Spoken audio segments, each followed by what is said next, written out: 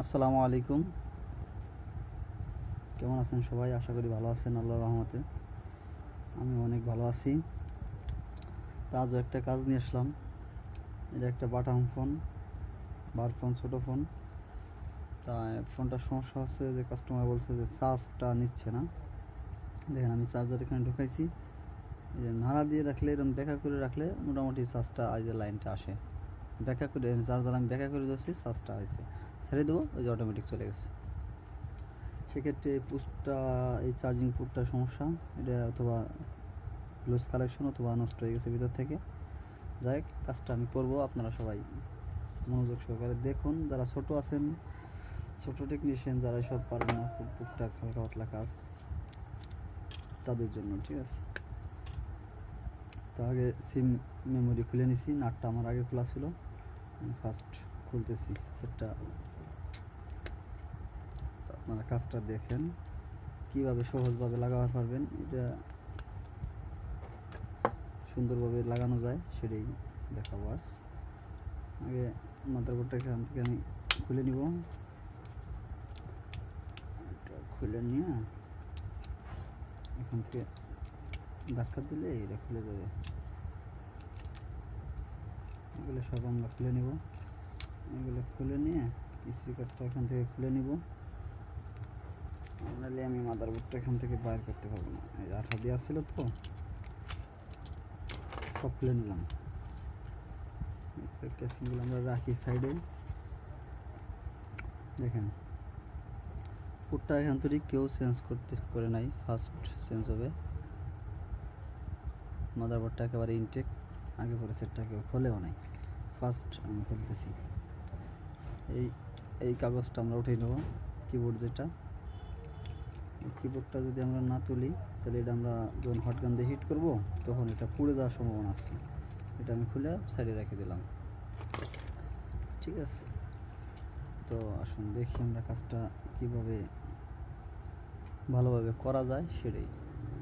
তাহলে এখানে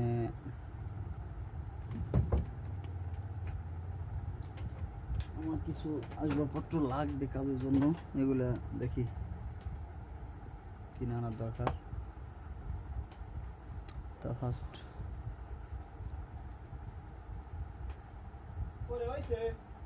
না হইতেছে, ওই সামনের দোকান গেছে তো।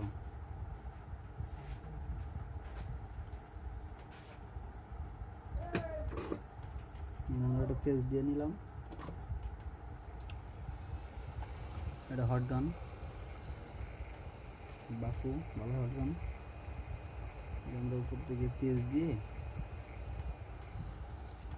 আমরা হিটটা নিচ দিয়ে দিব, ঠিক আছে। নিচ দিয়ে দিলে দ্রুত এই পুটটা খুলে যাবে দ্রুত।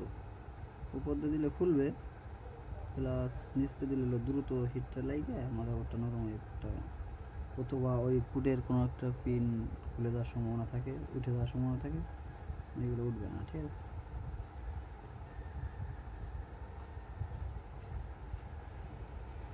এটা যাবত তারিখ নরম না হবে তবত তারিখ আমরা টান দেবো না, ঠিক আছে। এই যে নরম হয়েছে, একা একা উঠে গেছে, তাতে মাদারবোর্ডের কোনো পিন মিসিং হওয়ার সম্ভাবনা নাই, কিংবা পিন একেবারে উপরে উঠে আসার সম্ভাবনা নাই, ঠিক আছে। তখন আমরা ব্রাশ দিয়ে এটা একটু ক্লিন করে নেব। ব্রাশ দিয়ে ক্লিন করে নিয়ে আমরা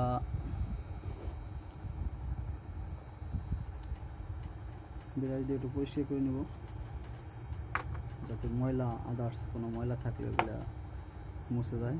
কেননা পুরাতন উঠতো, ওটা কিছু ধুলেবালা এরকম কিছু সমস্যা থাকে, এগুলো যাতে মুছে যায়। আমরা একটু পেস্ট দিয়ে জ্বালাইগুলো একটু করে দেবো, স্ট্রং করে দেবো, নতুন রং লাগাই দেবো। এই যে দেখেন বল পেস্ট আছে, একটু বল পেস্ট দিয়ে দেবো। রাংটা শেষ হয়ে গেছে তো, এই কারণে এটা ব্যবহার করতেছি।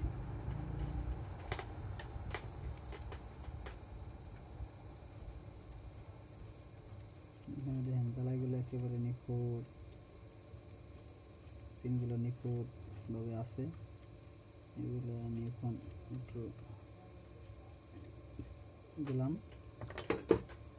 শেষ। এখন আমি পুটটা, এই যে ইন্টারকেটা পুটটা ভালো মানের অরিজিনাল পুট, স্টিলের। ভিতরে যে জিবলাটা এটা স্টিলের হবে।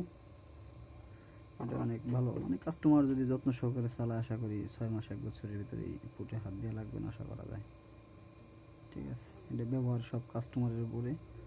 কাস্টমার যদি মনোযোগ ভালোভাবে ব্যবহার করে আশা করি ভালো সার্ভিস পাবে। তো এটা আমি আবার নিচ থেকে একটু হিট দিব। এটা সব ভাই হাতের এক্সপিরিয়েন্স। ঠিক আছে, আস্তে আমি এটাকে এখানে বসাই দেব। অটোমেটিক একা একা আইসির মতো লেগে যাবে।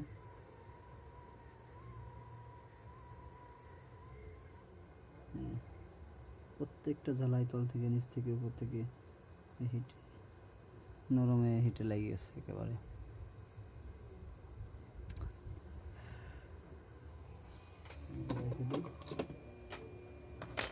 এখন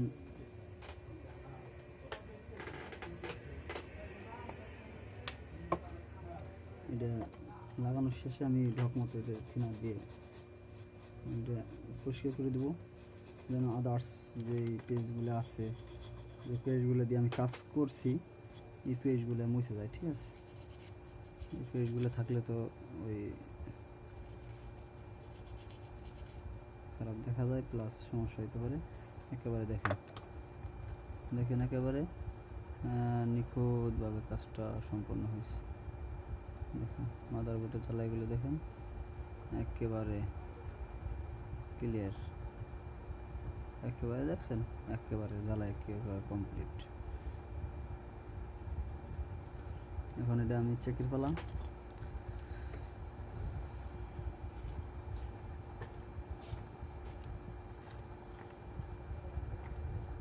টাকা সমস্যা হয়েছে কীভাবে? পানিতে পড়ছিল একা একাই?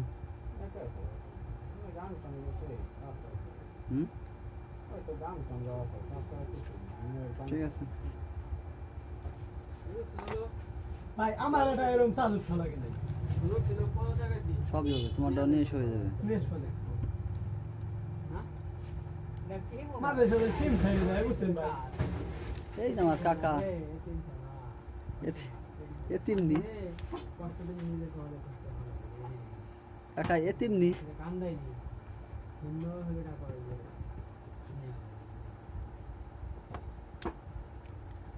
সবাই সবাই দাম যায়।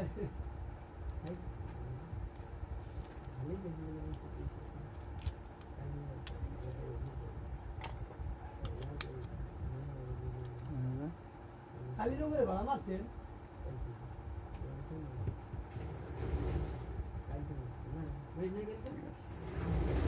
ক্লিয়ার একেবারে।